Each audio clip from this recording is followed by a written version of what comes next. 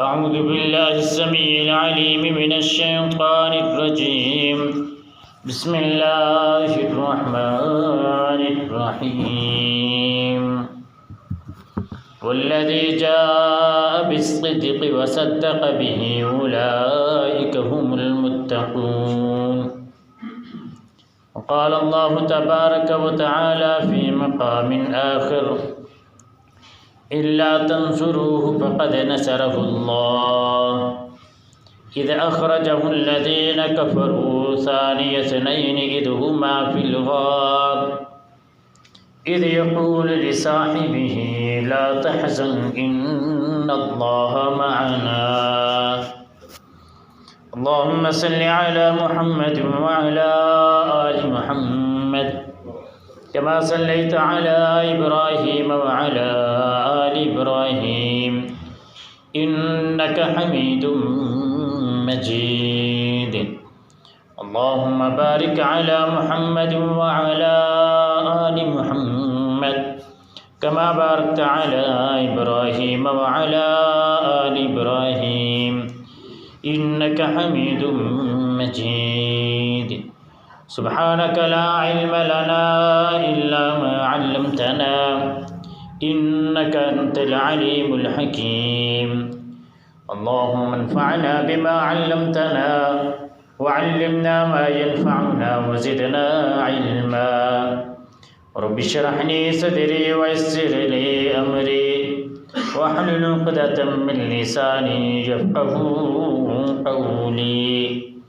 رب زدني علما رب زدني فهما رب زدني عملا. حمد و ثنا اللہ وحدہ لا شریک کیجیے. درود و سلام حضرت محمد الرسول اللہ صلی اللہ علیہ وآلہ وسلم کی ذات پر. محترم سامعین،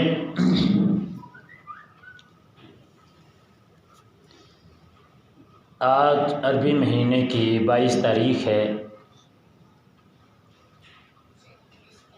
جمادی الثانی.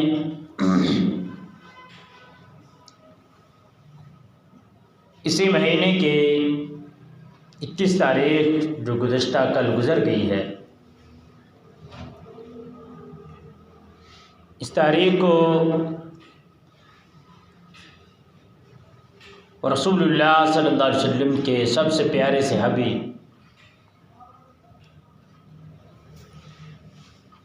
جن کو جانثار رسول، یار غار و مزار، خلیفۃ المسلمین، خلیفہ بلا فصل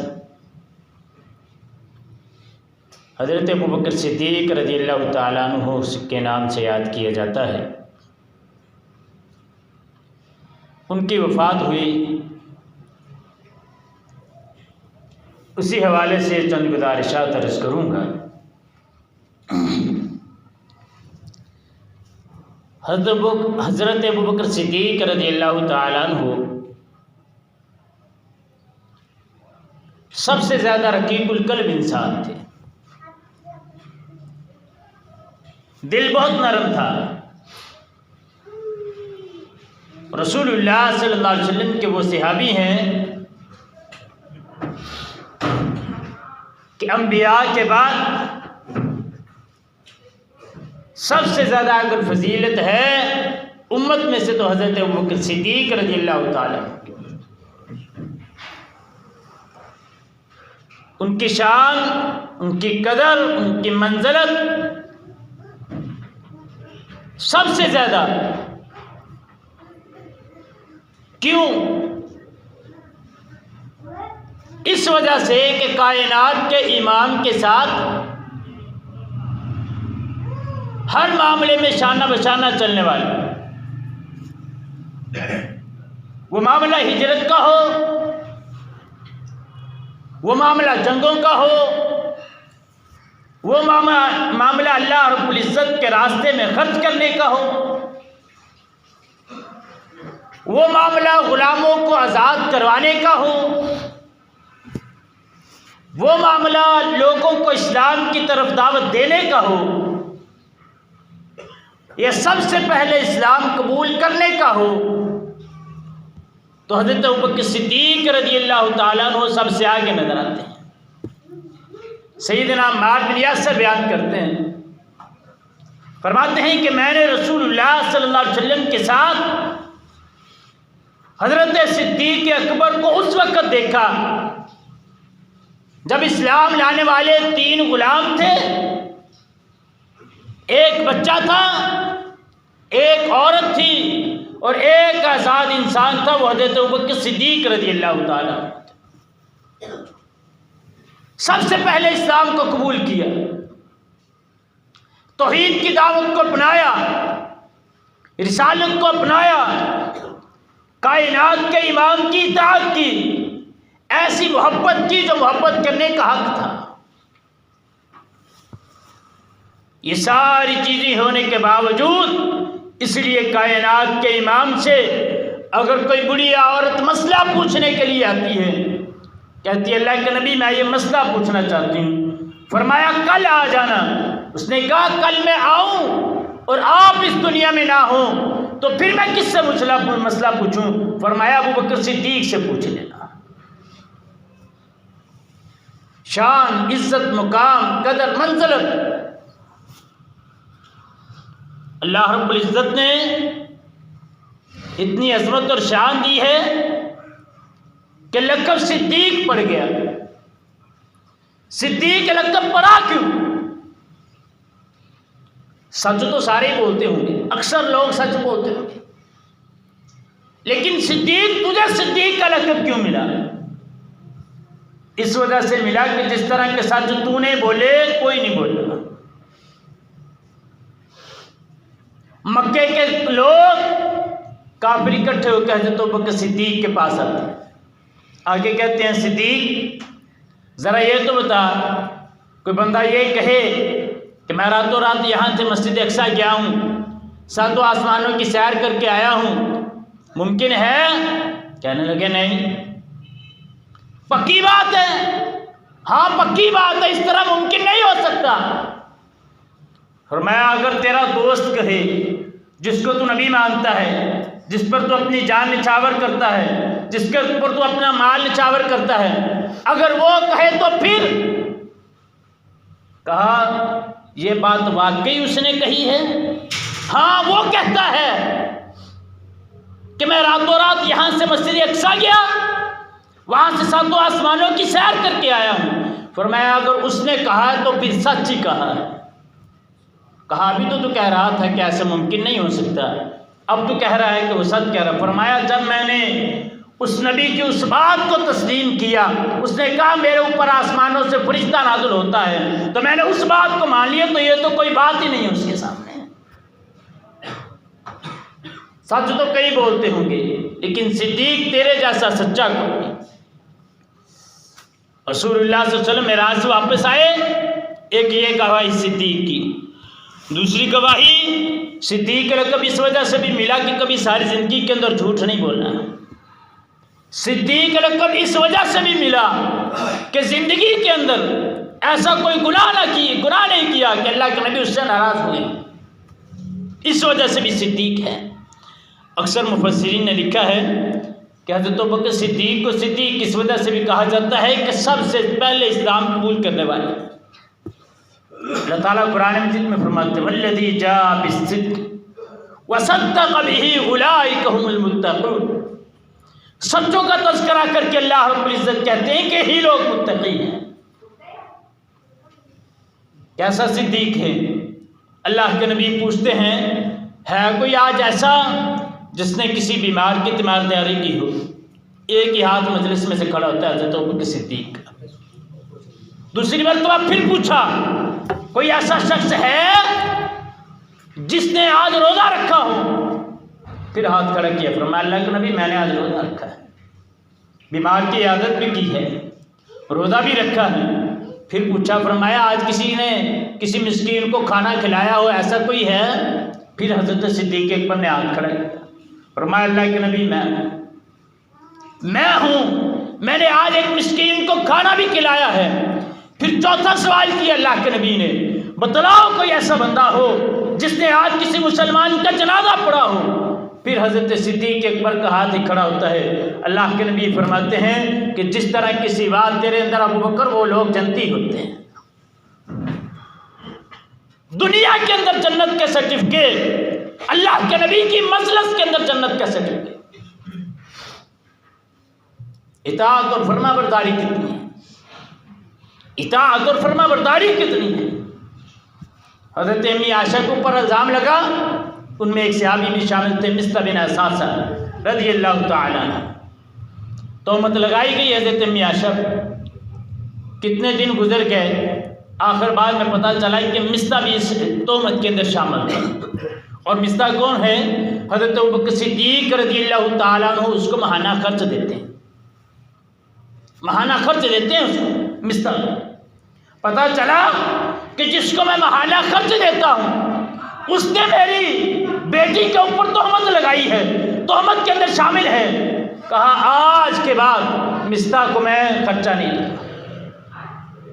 جب یہ بات کی، اللہ رب العزت نے قرآن مجید کی ایک آیت نازل کی، وَلَا يَأْتَلِ أُولُو الْفَضْلِ مِنْكُمْ وَالسَّعَةِ أَنْ يُؤْتُوا أُولِي الْقُرْبَىٰ وَالْمَسَاكِينِ۔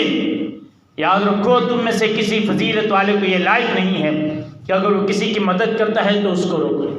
صدیق اکبر رضی اللہ تعالیٰ، اطاعت و فرما برداری ہو تو ایسے۔ فرمایا اللہ کے نبی، یہ آیت نازل ہوئی ہے، میں نے مصطح کا خرچہ بند کیا تھا، آج کے بعد مصطح کا خرچہ پھر اسی طرح دوں گا جس طرح پہلے دیتا تھا۔ ہے کوئی ایسا؟ ہم تو اگر کسی کو مہینے کا 1 مہینے 500 روپیہ دے دیں، ہماری کوشش یہ ہوتی ہے کہ وہ گلی میں سے بھی گزرے تو نظریں جھکا کے گزرے، ہماری کوشش یہ ہوتی ہے۔ ہم مثالیں بڑی دیتے ہیں، فَإِنْ آمَنُوا بِمِثْلِ مَا آمَنْتُمْ بِهِ فَقَدِ اهْتَدُوا، کہ اللہ تعالیٰ نے کہا ہے کہ تم ان جیسا ایمان لے کر آؤ جیسے صحابہ کرام ایمان لے کر آئے تھے۔ تو ہم یہ سوچ بھی رکھتے ہیں کہ ہم کسی کے ساتھ تعاون کریں، وہ پورا مہینہ مجھے سلام کر کے گزرتا رہے۔ شاہ جی کیا حال ہے، چودھری صاحب کیا حال ہے، سردار صاحب کیا حال ہے، کسی کی ہم کسی کھاتے میں سفارش نہ کر دیں، ساری زندگی اس کو تانے دے دے کے ہم مار دیتے ہیں۔ یہ حضرت ابوبکر صدیق رضی اللہ تعالیٰ عنہ، کائنات کے امام نے کہا کہ جو روزے دار ہوں گے انہیں باب الریان سے بلایا جائے گا، جو نمازیں پڑھنے والے ہوں گے ان کو باب الصلاۃ سے آواز دی جائے گی جنت کے، وہ باب الصلاۃ سے گزریں گے۔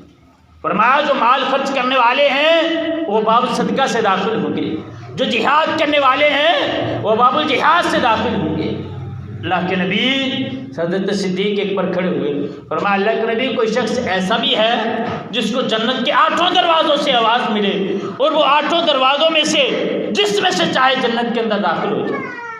فرمایا ہاں، ارجو ان تکون منہم، اے ابو بکر میں یقین رکھتا ہوں کہ جنت کے 8 دروازے صدیق اکبر کو آواز دیتے ہوں گے، جس دروازے سے چاہے صدیق اکبر دروازے جنت میں داخل ہو جائے۔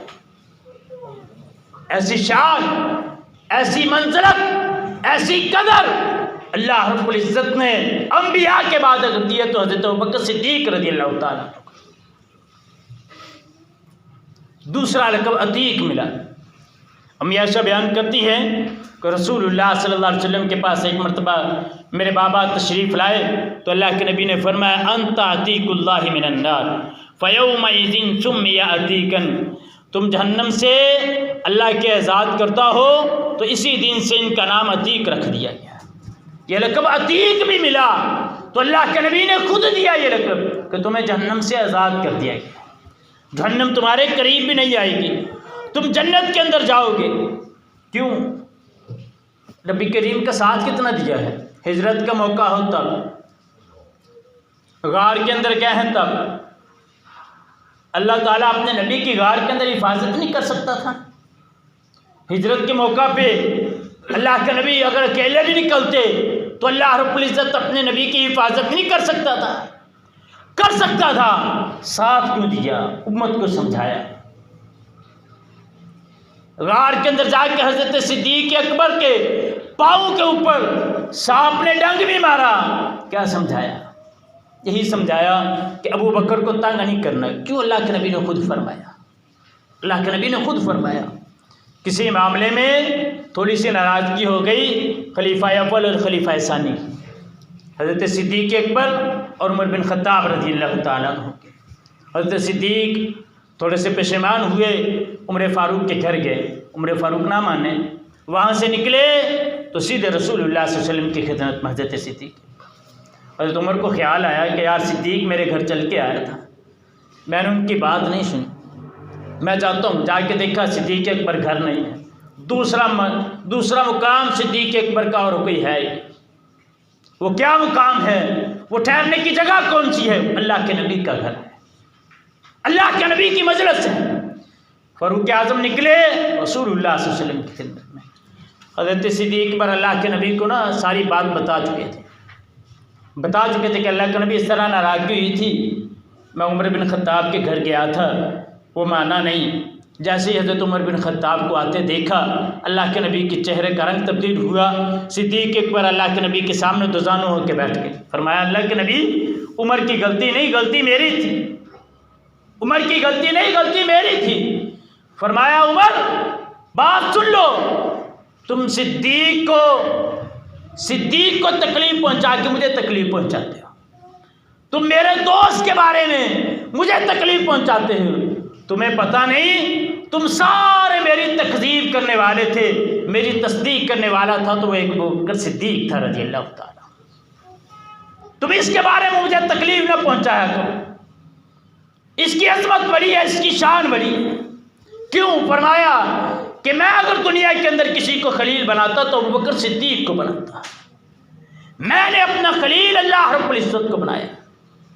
اور ساتھ یہ بھی فرمایا کہ یاد رکھو دنیا کے اندر جتنے لوگ تھے سب کے میں نے احسانوں کا بدلہ دے دیا، ایک واحد ابوبکر اس دنیا کے اندر ہے جس کے میں احسانوں کا بدلہ نہیں دے سکا، قیامت کے دن اللہ رب العزت اس کے احسانوں کا بدلہ دے گا۔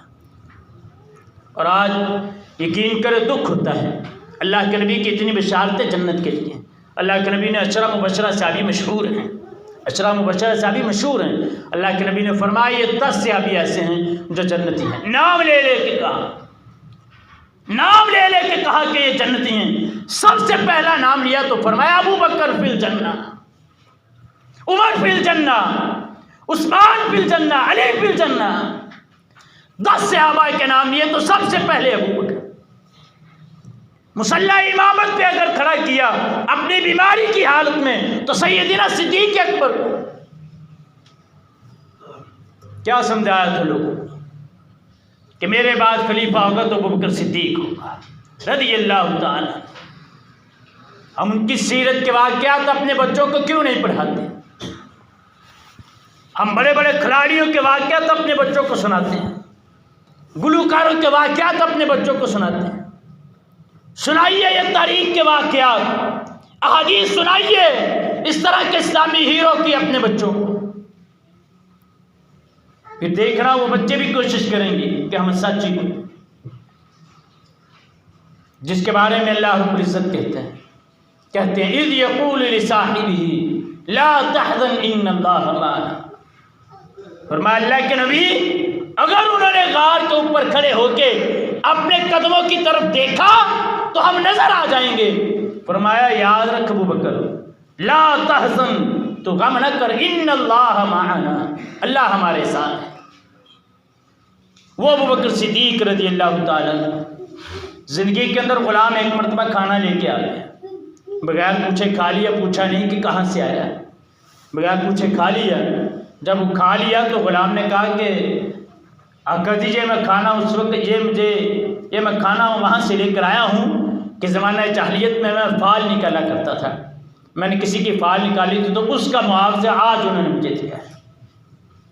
فرمایا اچھا، گلے کے اندر اپنی انگلی ماری اور وہ کھانا نکال کے باہر پھینک دیجیے، ہم ذرا دیکھیں ہمارے کھانے حلال کے ہیں، ایک لقمہ بھی حرام کا اپنے اندر نہیں جانے دیا،